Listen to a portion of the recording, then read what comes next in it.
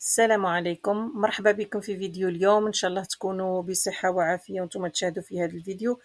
بعد مدة وبعد غياب عدت والعود أحمد. إذا في فيديو اليوم راح نعمل فطيرة عائلية محشية بالخضر واللحم مثل ما شفتوا في بداية الفيديو.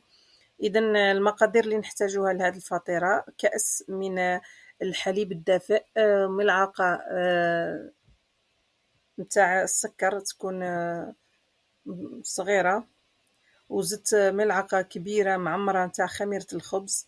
رايحين نخلطوهم بهذا الشكل ونخليوهم يتفاعلوا الخميرة. خميرة الخبز تتفاعل مع السكر والحليب. بعد ما تفاعلت الخميرة وذابت راح نزيدو باقي المقادير اللي هي ربع كأس نتاع زيت المائدة، وراح نزيدو الفارينة. استعملت كأسين نتاع الفارينة أو الدقيق الأبيض.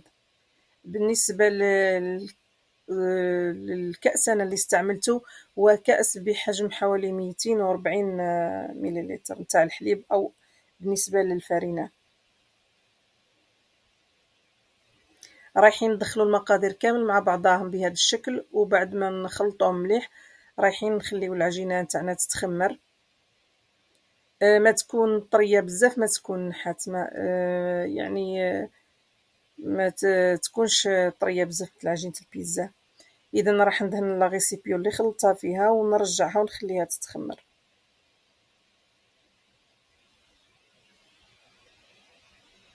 اذا نسيت ضفت ايضا الملح، ملعقة صغيرة معمرة. بالنسبة للحشو أنا استعملت البصل والفلفل هذا البرتقالي، واستعملت الملفوف أو الكرم كما يسمى في بعض المناطق. إذا ضفت حوالي 4 ملاعق كبار تاع زيت المائدة، وراح نخلطوا الخضار مع بعضهم حتى يطيبوا. بالنسبة للحشو كل واحد يحط الأشياء اللي متوفرة عنده في الدار والخضار اللي عنده واللي تعجبه. ممكن نضيفوا تاني الجزر مطحونة، الجريوات تاني. إذا زدت ضفت كمية من اللحم المفروم وقليل أيضا أو حوالي 2 أو 3 سنينات نتاع الثوم. الصراحة صار يعني مدة من اللي عملت هذه الفطيرة نسيت تقريبا المقادير. اذا زدت بالنسبه للتوابل ضفت البابريكا وضفت الكمون، الفلفل الاسود والفلفل الحار والملح، وملعقه كبيره من الطماطم المصبره. بالنسبه للتوابل يعني تاني كل واحد يحط التوابل اللي تعجبه حسب الرغبه. اذا بعد ما تخمرت لي العجينه راح نديكازيها ونقطعها الى 2 دوائر، تكون وحده اكبر من الثانيه في يعني وحده عجينه راح نطرحها ونغطي بها، يعني نحطها في الاسفل، وحده في الاعلى يعني في المول. فاللي تكون في الاعلى تكون اكبر شويه من اللي في الاسفل، لانه راح ندخل الجوانب نتاعها تحت العجينه الاولى. راح تشوفوا كل شيء معي مع بعضنا في الفيديو بالخطوات.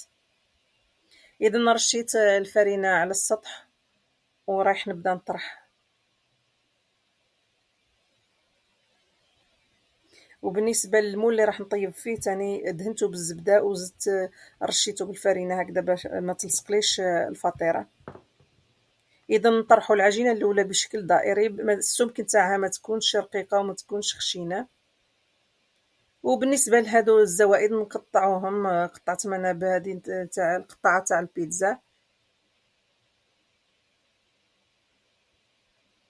رايحين نقطعوهم يعني حتى نحصلوا على عجينة تكون مدورة بنفس المقاس نتاع المول.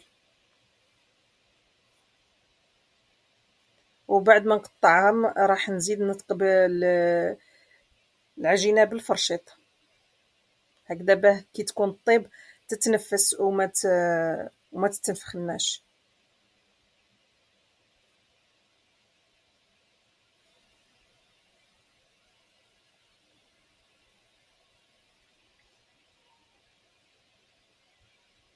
اذا راح نفرغ الحشو وراح نزيد نحط الجبن نتاع الشرائح ولا السلايس، ونزيد نفرغ صوص بيشاميل فوق. اللي ما يحبش الصوص نتاع عفوا البيشاميل يستغنى عليه.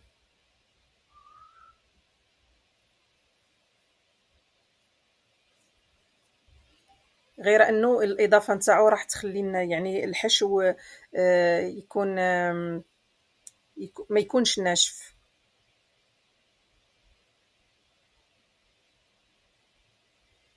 اذا نوزعوه بهذا الشكل على جميع الجوانب. صراحه ننصحكم تجربوها، هذه الفطيره تيجي بنينه بزاف. تقدري يعني تخدميها يعني كوجبة عشاء. انا نهار طيبتها زدت ضفت معاها يعني حساء او شوربة العدس الاحمر، تقدري تزيدي تضيفي معاها حساء.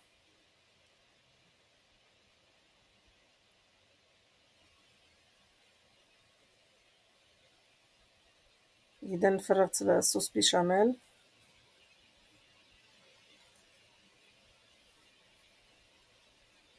وراح نزيد الجبن. انا استعملت زوج فقط يعني، وقطعتهم بهذا الشكل وزعتهم، لانه رايحه نزيد الجبن تاني بعد ما نخلص راح نزيد نرشها بالجبن.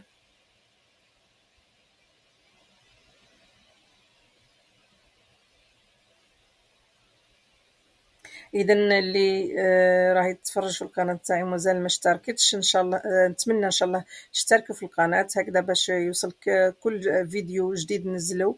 وما تنساوش تفعلوا زر الجرس تشاركوا الفيديو مع الاصدقاء نتاعكم.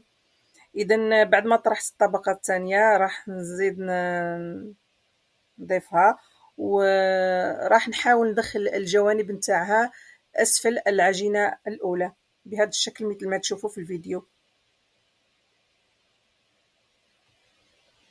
الصراحة هي عملية سهلة جدا.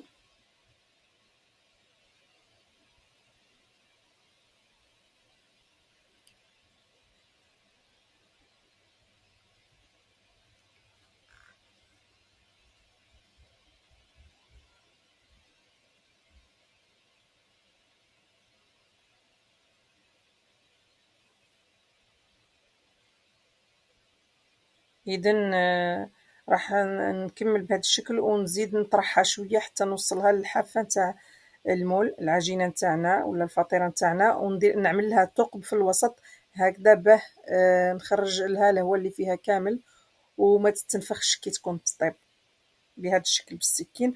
ورشيتها بالجبن، استعملت جبن موزاريلا وراح نزيد لها رشه نتاع الزعتر. صراحه هذه الاضافه نتاع الزعتر يعني ننصحكم تجربوها، تخرج بنينه بنينه بزاف. انا تعلمت يعني نضيف الزعتر لعجينه البيتزا من سكان الشرق الاوسط اللي تعرفت عليهم هنا في كندا. هما يستهلكوا الزعتر يعني بكميه كبيره، ماشي كيما حنا يتناولوه في الفطور تاع الصباح مع زيت الزيتون. الصراحه وصحي وبنين بزاف.